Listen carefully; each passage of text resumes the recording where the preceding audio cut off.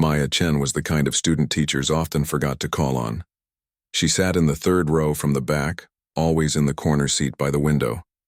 While other kids chatted and laughed before class started, Maya would pull out a worn paperback book and lose herself in its pages. She wasn't antisocial or unfriendly. She just preferred the company of fictional characters to the drama that seemed to follow her classmates everywhere. At 17, Maya had perfected the art of being invisible. She walked through the hallways of Riverside High like a ghost, her sneakers making barely a sound on the polished floors. Her dark hair fell like a curtain around her face, and she kept her eyes focused on the ground just a few feet ahead of her. To anyone watching, she seemed completely disconnected from the world around her. But that couldn't have been further from the truth. Maya saw everything. She heard everything. She remembered everything. While she appeared to be reading during lunch, she was actually listening to the conversations happening at nearby tables. She knew which couples were fighting, which students were cheating on tests, and which teachers were having problems at home. Her quiet nature made people comfortable talking around her, as if she wasn't even there. They treated her like a piece of furniture, something that existed but didn't really matter. This had been going on for years. Back in middle school, Maya had tried to fit in. She'd raised her hand in class, joined study groups, and even tried out for the school play. But somehow she always ended up feeling like an outsider looking in. The other kids weren't mean to her exactly, but they weren't particularly kind either. They just ignored her. Over time, Maya learned that being invisible had its advantages. She discovered that when you're quiet, people assume you're not paying attention. They say things in front of you that they would never say if they thought you were really listening. Maya started keeping a small notebook where she would jot down interesting observations. At first, it was just random thoughts about her classmates, but gradually it became something more systematic. Maya realized she was building a map of her school's social network. She knew who was friends with whom, who had crushes on whom, and who couldn't stand whom. She understood the complex web of relationships that made up teenage life at Riverside High. And because she was so forgettable, no one suspected that the quiet girl in the corner was slowly becoming the most informed person in the entire school. Her locker was right next to the main bulletin board, which meant she overheard dozens of conversations every day. She learned that the student council president was selling test answers to underclassmen. She found out that the head cheerleader was spreading nasty rumors about girls she didn't like. She discovered that some of the most popular kids were involved in activities that would shock their parents and teachers. Maya never gossiped or spread rumors herself. She simply observed and remembered. She had no intention of using this information to hurt anyone. It was just fascinating to her, like studying animals in their natural habitat. She began to see patterns in human behavior that most people missed because they were too busy living their own dramas to notice anyone else's.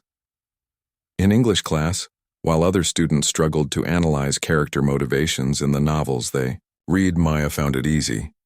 She understood that people's actions were often driven by hidden fears, secret desires, and unspoken insecurities. She could see these same patterns playing out in the hallways of her school every single day. Her teachers thought she was a good student because she never caused trouble and always turned in her assignments on time. But Maya was actually brilliant in ways that standardized tests couldn't measure.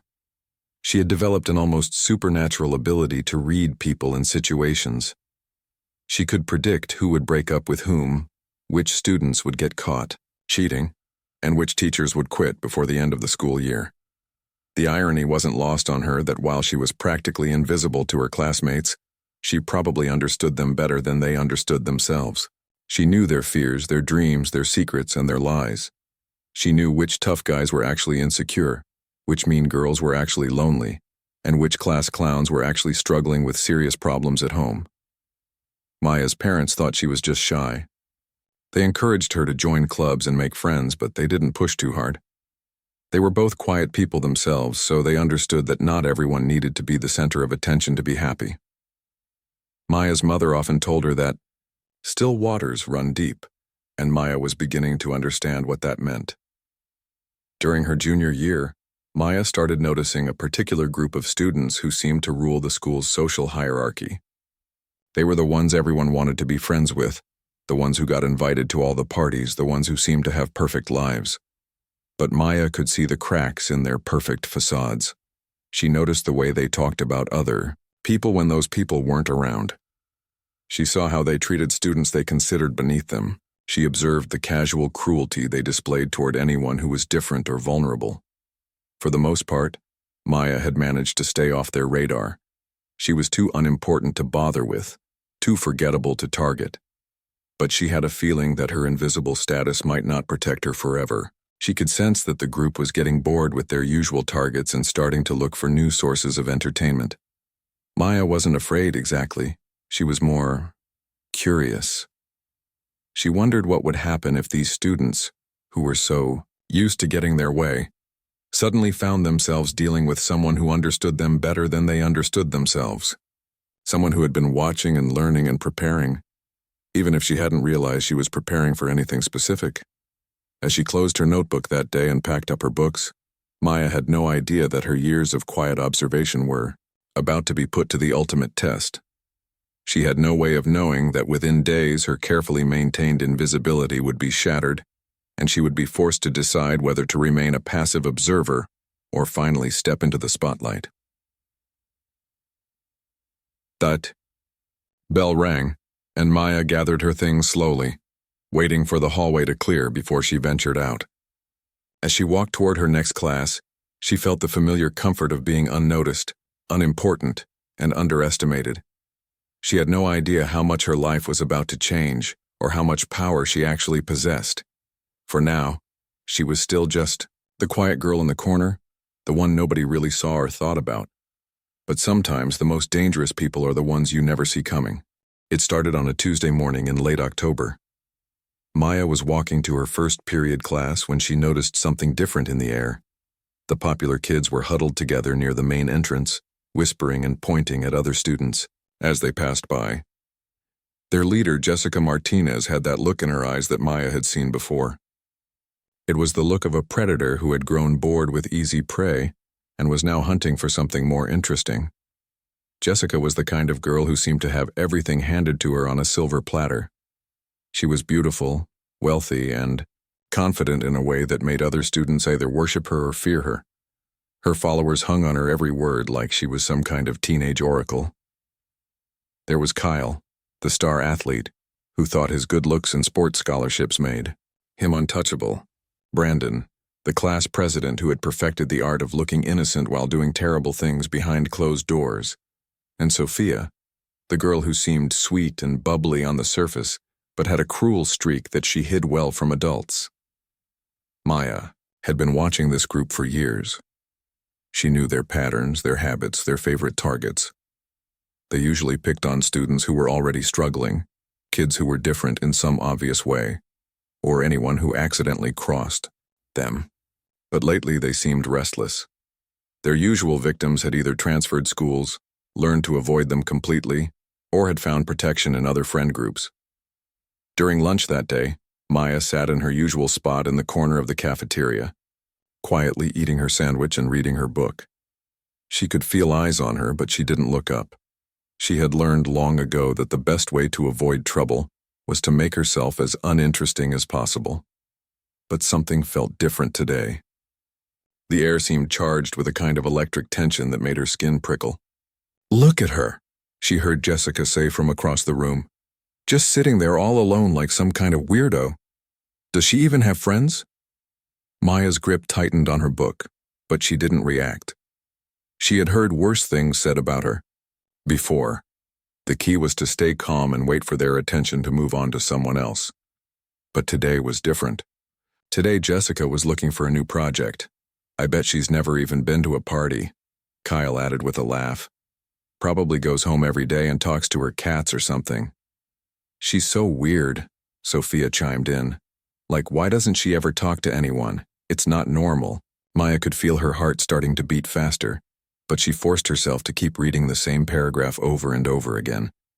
The words weren't making sense anymore, but she needed to look busy and uninterested in their conversation. That's when Brandon got up from their table and started walking toward her. Maya had studied Brandon carefully over the years. He was the most dangerous one of the group because he was the smartest. While the others were obviously cruel, Brandon had learned how to be cruel in ways that looked innocent to adults. He was the one who would accidentally bump into someone and make them drop their lunch tray, then offer to help clean it up with a fake smile. He was the one who would ask seemingly innocent questions that were actually designed to embarrass people. "Hey," Brandon said, sliding into the seat across from Maya. "I'm Brandon. I don't think we've ever actually talked before." Maya looked up from her book, her face carefully neutral. "Hi," she said quietly. "What are you reading?" he asked, reaching across the table to grab her book before she could stop him. "Oh, this looks interesting." He held it up so his friends could see. It was a fantasy novel with a dragon on the cover. "You really into this fantasy stuff?" "It's just a book," Maya said, reaching for it back. But Brandon pulled it away. No, I'm curious.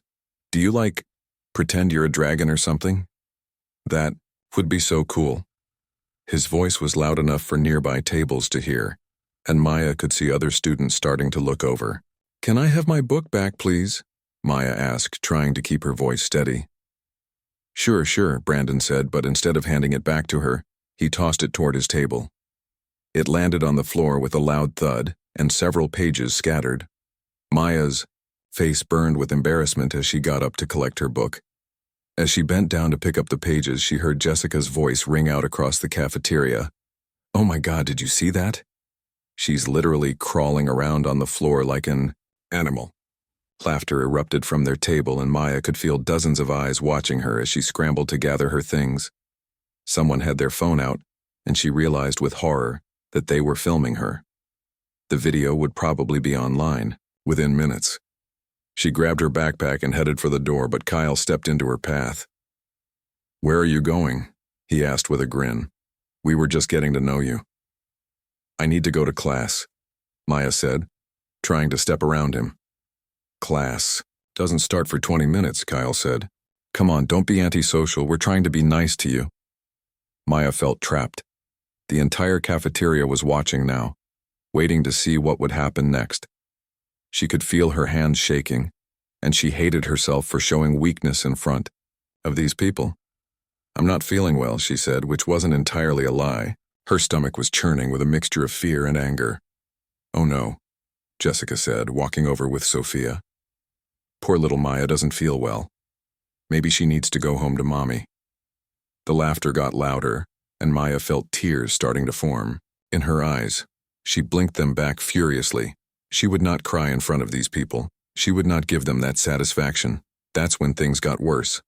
"Hey, what's in your backpack?" Sophia asked, reaching for it. "Let's see what weird stuff you carry around." Before Maya could stop her, Sophia had unzipped her backpack and dumped its contents onto the floor. Books, notebooks, pens, and personal items scattered everywhere. Maya's journal, the one where she wrote down all her observations, fell open to a page covered in her neat handwriting. Brandon picked it up and started reading aloud. October 15th, noticed that Kyle cheats on his math tests by writing answers on his water bottle label. He looked up with a cruel smile. Well.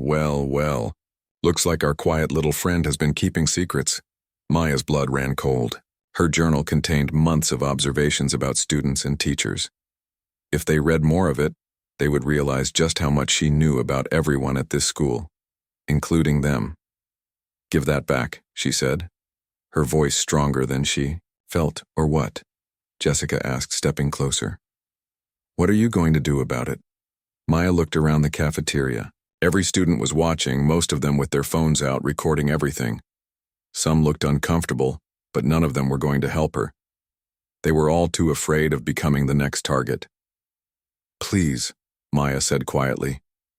"Just give me my things back." "Aw," she said. "Please," Kyle mocked. "How cute." They eventually got bored and walked away, leaving Maya to pick up her scattered belongings while the entire cafeteria watched. But as she gathered her things, she noticed something in their eyes that she had never seen before.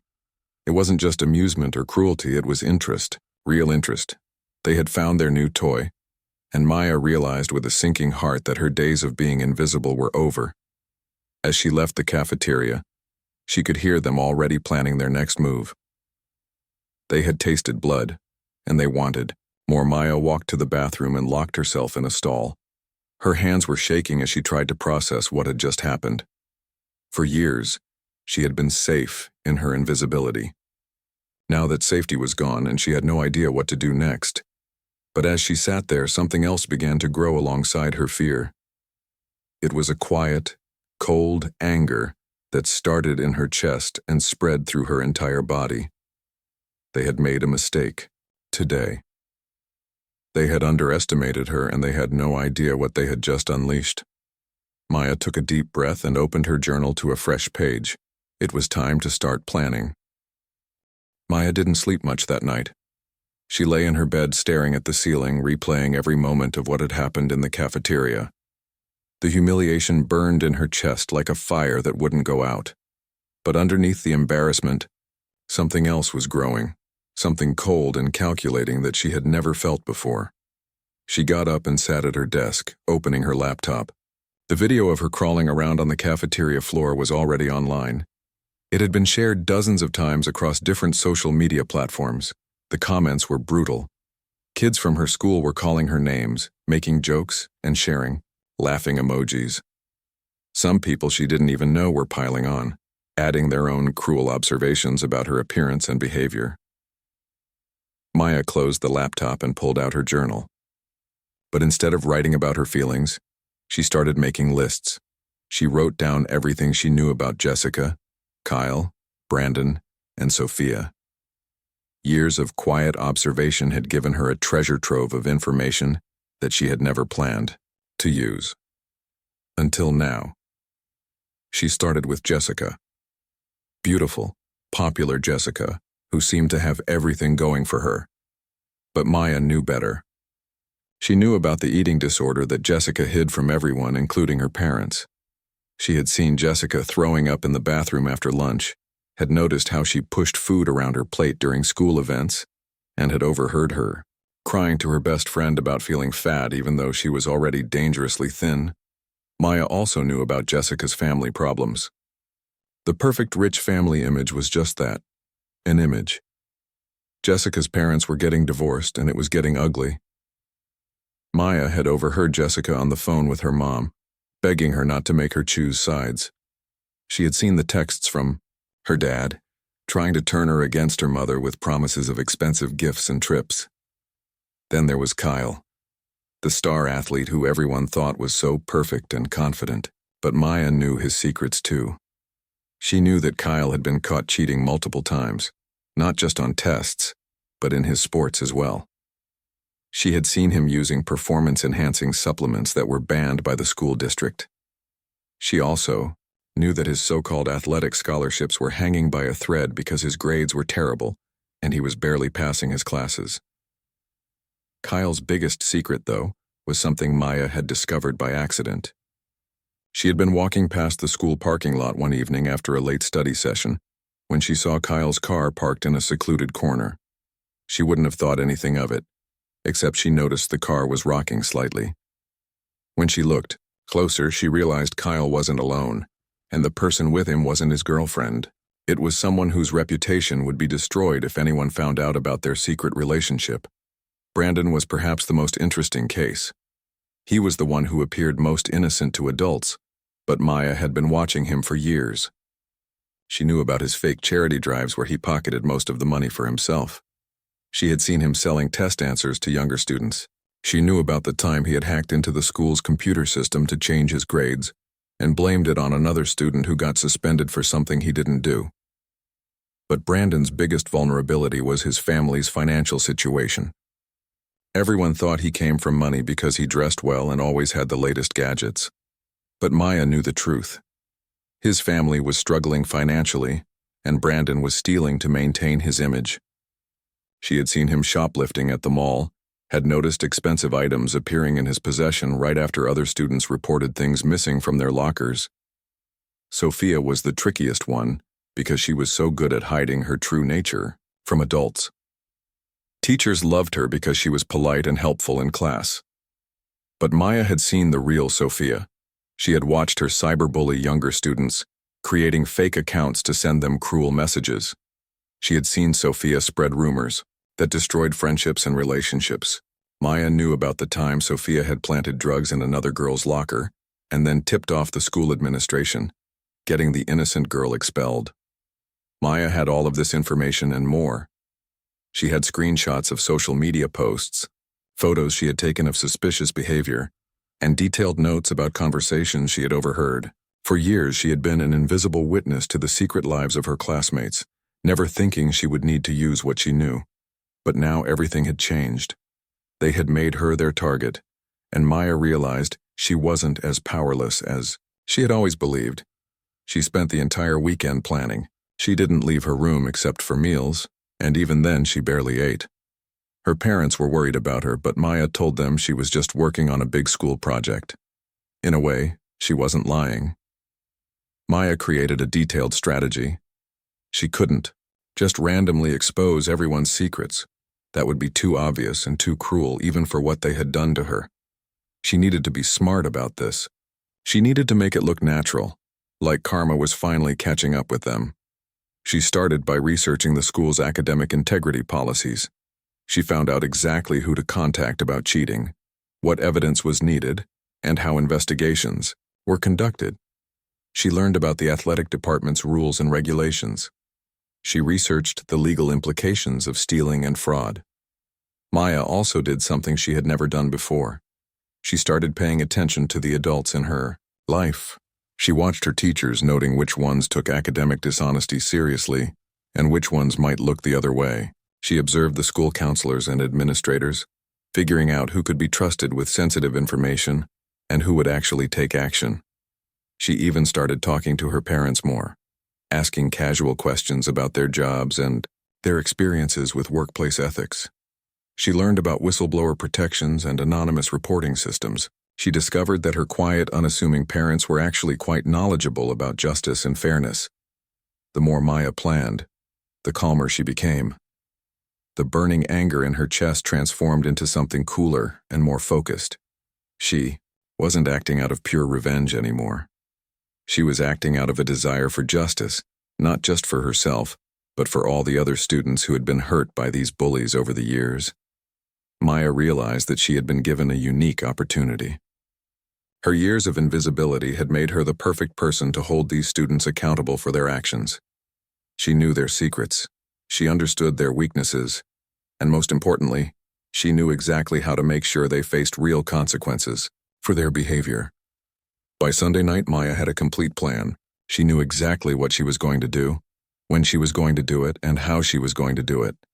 She had backup plans and contingency strategies.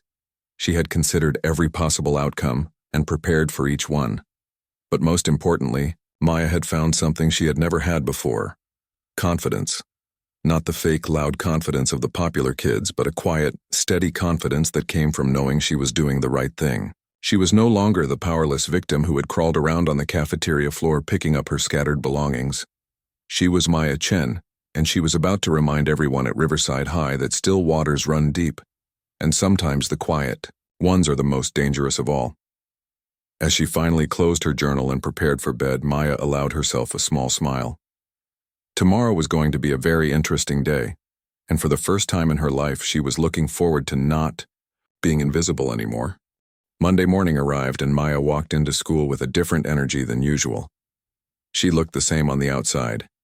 Same quiet demeanor, same unassuming clothes, same tendency to keep her head down. But inside, she felt like a completely different person. She had a mission now, and for the first time in years, she felt truly powerful. Her first stop was the main office. Maya had never been the type of student who caused trouble or drew attention to herself. So when she approached the secretary's desk, Mrs. Henderson looked surprised. "Maya, right? Is everything okay, dear?" the older woman asked with genuine concern. "I need to report something," Maya said quietly. "It's about academic dishonesty, and I have evidence." Mrs. Henderson's expression grew serious. Academic integrity was something Riverside High took very seriously, especially after a cheating scandal the previous year had made headlines in the local newspaper. Maya handed over a carefully prepared envelope. Inside were printed screenshots showing Kyle's water bottles with tiny writing on the labels, formulas and answers written in nearly invisible text. She had photos from multiple test days, showing him positioned so he could read from the bottles during exams. She also included copies of text messages between Kyle and other students where he bragged about never getting caught. "This is quite serious," Mrs. Henderson said, examining the evidence. "How did you obtain this information?" "I sit near him in several classes," Maya explained. "I started noticing patterns and decided to document what I was seeing. I wasn't sure if I should say anything, but I realized it wasn't fair to students who actually study for their tests." The beauty of Maya's approach was that everything she said was technically true. She'd been observing Kyle for months and she genuinely had noticed his cheating methods. She just hadn't mentioned that she had been systematically documenting everyone's secrets for years. Mrs. Henderson assured Maya that the matter would be investigated immediately and confidentially. Maya left the office feeling a surge of satisfaction. Phase 1 was complete. Her second stop was the guidance counselor's office. Mr. Rodriguez was known for taking cyberbullying seriously, especially after several students had transferred schools in previous years due to online harassment. Maya knocked on his door during her study hall period. "Mr. Rodriguez? I need to talk to someone about cyberbullying and I wasn't sure who else to go to." "Of course, Maya. Come in and have a seat. What's going on?" Maya pulled out her phone and showed him screenshots she had carefully collected over the past few months. They showed Sophia's fake social media accounts and the cruel messages she had been sending to younger students. Maya had been patient, waiting for the right moment to use this information. "I've been seeing these messages being sent to some of the freshman girls," Maya explained. "They're really upset about it, but they're too scared to report it themselves. I thought someone should know." The screenshots were devastating. They showed systematic harassment targeting girls who were already struggling with self-esteem issues. Some of the messages were so cruel that Mr. Rodriguez's face grew pale as he read them. "This is absolutely unacceptable," he said firmly. "Do you know who's behind these accounts?" Maya hesitated as if she was unsure whether she should say anything. "I think I might know, but I'm not completely certain. Would it help if I showed you some patterns I noticed?" She then presented evidence that connected the fake accounts to Sophia's real social media presence. The accounts were created at times when Sophia was known to be online, they used similar language patterns, and they targeted the same people Sophia had conflicts with in real life. Mr. Rodriguez thanked Maya for bringing this to his attention and assured her that a full investigation would begin immediately. Maya left his office knowing that Sophia's perfect reputation was about to crumble. Meanwhile, Maya had set other plans in motion that didn't require her direct involvement. She had anonymously sent information to the right people using careful, untraceable methods. The athletic department received an anonymous tip about Kyle's supplement use, along with photos of the banned substances in his gym locker. The tip included details about where he was purchasing the supplements and how he was hiding them from coaches. The school's financial aid office received information about Brandon's fake charity drives. Maya had documented everything. The amount of money he claimed to collect versus what he actually donated, the fake receipts he created, and even bank records showing deposits into his personal account that corresponded with his fundraising dates. Maya had also reached out to parents, but she had been very careful about how she did it. She knew that Jessica's parents were going through a difficult divorce and were already suspicious of each other. Maya simply made sure that certain information found its way to the right people at the right time. Jessica's mother received an anonymous message with photos showing Jessica engaging in concerning behavior related to her eating disorder. The message expressed worry about Jessica's health and suggested that professional help might be needed. Maya knew that Jessica's mother had been trying to get Jessica into therapy for months, but Jessica had been hiding the severity of her problems. Tuesday morning, the effects of Maya's actions were already starting to show. Kyle was called out of first period by the principal. Students whispered as they watched him walk down the hallway with his shoulders slumped in defeat. During lunch, Maya sat in her usual spot and watched as the drama unfolded around her. Jessica was crying in the corner of the cafeteria, talking frantically on her phone. Maya could see that her usual confident posture was gone, replaced by the hunched shoulders of someone who was falling apart. Sophia wasn't at lunch at all, Maya later learned that she had been called to the guidance counselor's office and hadn't been seen since. Brandon was there, but he looked sick with worry. He kept checking his phone and looking around nervously, as if he was expecting bad news at any moment. The beautiful part of Maya's plan was that none of it could be traced back to her. She had been so careful, so methodical, that it looked like their secrets were being discovered through natural consequences rather than deliberate exposure. Teachers were starting to talk. Maya overheard conversations in the hallway about investigations and disciplinary actions. The school's rumor mill was working overtime, but for once, Maya wasn't the subject of the gossip. By Wednesday, the entire social hierarchy of Riverside High was shifting. Kyle had been suspended from the football team pending investigation. His college scholarship offers were being reviewed. Sophia had been caught in her cyberbullying scheme and was facing serious consequences that could affect her college applications. Brandon's charity fraud was being investigated by both the school and local authorities. His parents had been called in for meetings, and Maya could see the stress written all over his face. His carefully maintained image of success was cracking under the pressure. Jessica was struggling with her family situation becoming public knowledge. Her parents' divorce. Proceedings had taken a turn, and Jessica was caught in the middle. Her eating disorder was finally being addressed, but not in the way she had wanted. The most satisfying part for Maya was watching how quickly their friend group was falling apart. When people are facing serious consequences, they often turn on each other. Kyle was angry at Brandon for dragging him into some of his schemes.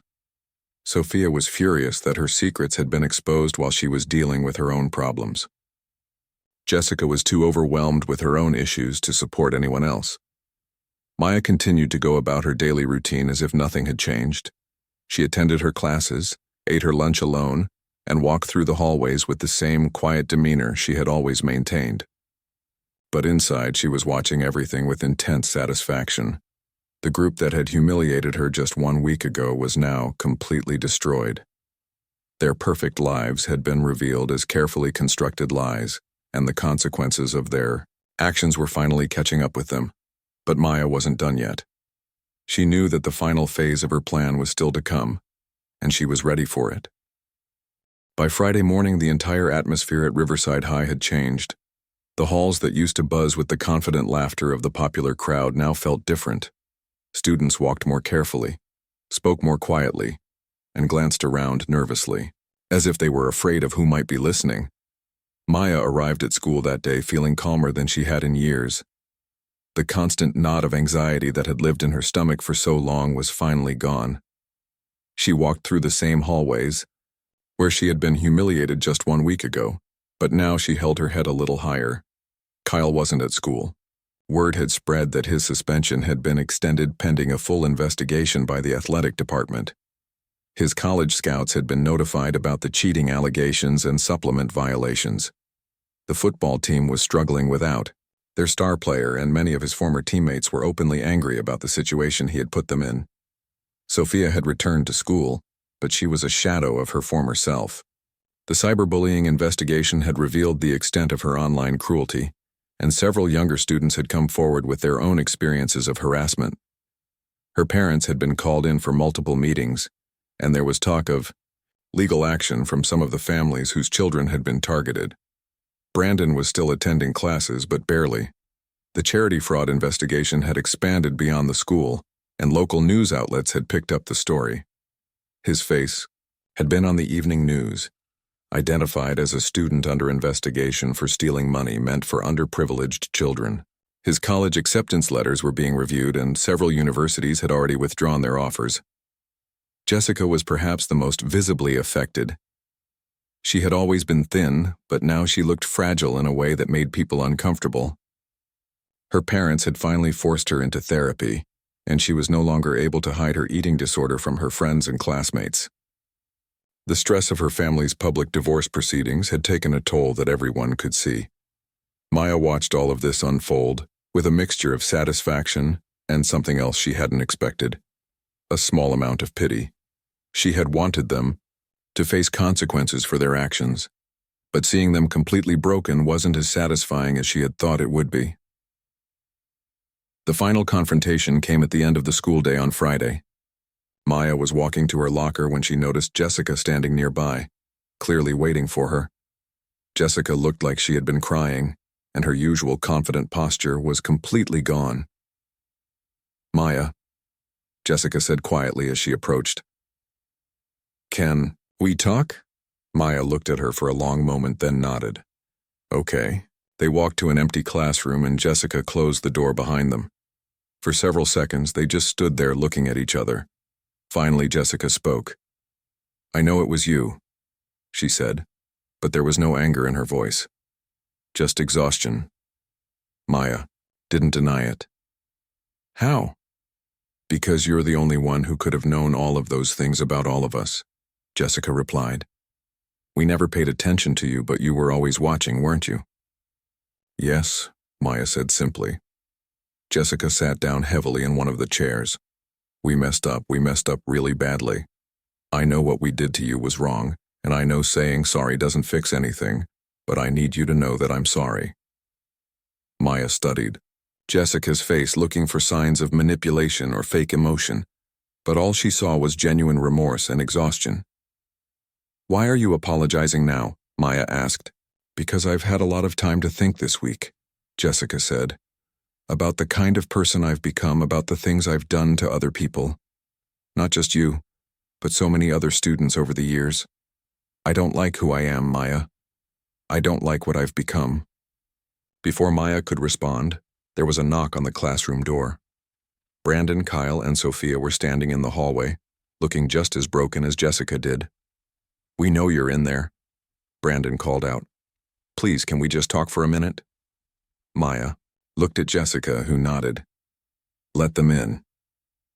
The four of them filed into the classroom like prisoners walking to their execution. Kyle, who had always been so confident and loud, could barely make eye contact with Maya. Sophia was crying quietly, and Brandon looked like he hadn't slept in days. "We know what we did was wrong," Brandon said, his voice barely above a whisper. "We know we hurt you, and we know we've hurt other people too. We're not asking you to forgive us because we don't deserve that, but we're asking you to please make it stop." Maya looked at each of them, these four people who had made her life miserable for years and had finally pushed her too far just 1 week ago. They were completely destroyed, facing consequences that would affect the rest of their lives. "Make what stop?" Maya asked. "You could destroy us completely if you wanted to," Sophia said through her tears. "We know you have more information about all of us. We know you could make things even worse than they already are. Please, we're begging you. We'll do anything you want. We'll leave you alone forever. We'll transfer schools if you want us to. Just please don't release anything else." Maya was quiet for a long time, looking at each of their faces. A week ago, these same people had filmed her crawling around on the cafeteria floor, had laughed at her pain, had treated her like she was less than human. Now they were begging her for mercy. "You want to know something interesting?" Maya finally said. "I don't have any more information to release. Everything that's happened this week, those were your own actions catching up with you. I didn't make Kyle cheat on his tests or take those supplements. I didn't make Sophia send those cruel messages to innocent kids. I didn't make Brandon steal money from charity drives. I didn't cause Jessica's family problems or her eating disorder." They stared at her in shock. "All I did was make sure the right people found out about things you were already doing," Maya continued. "I didn't create your problems. I just stopped protecting you from the consequences of your own choices." "But we never asked you to protect us," Kyle said, confused. "You didn't have to ask," Maya replied. "I protected you by staying silent. For years, I watched all of you hurt other people, break rules, and do terrible things, and I never said anything because I didn't want to get involved. In a way, my silence made me part of the problem." Maya stood up and walked to the window, looking out at the parking lot where students were heading home for the weekend.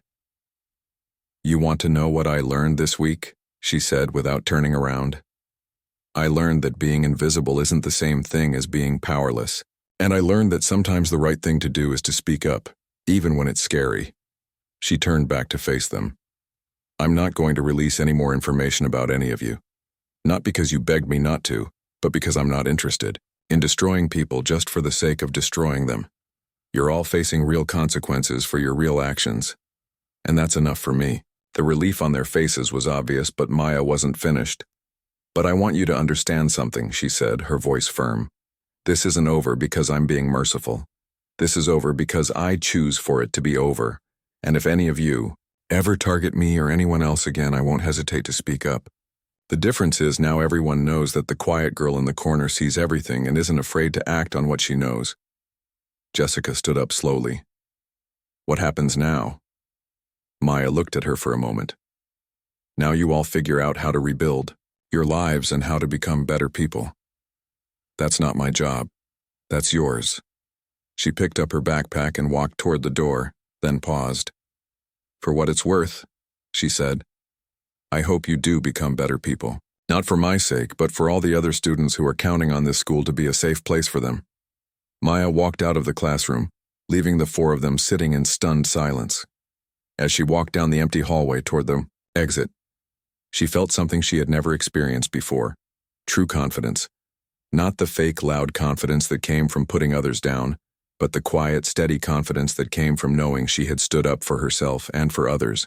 The quiet girl in the corner had found her voice, and Riverside High would never be the same.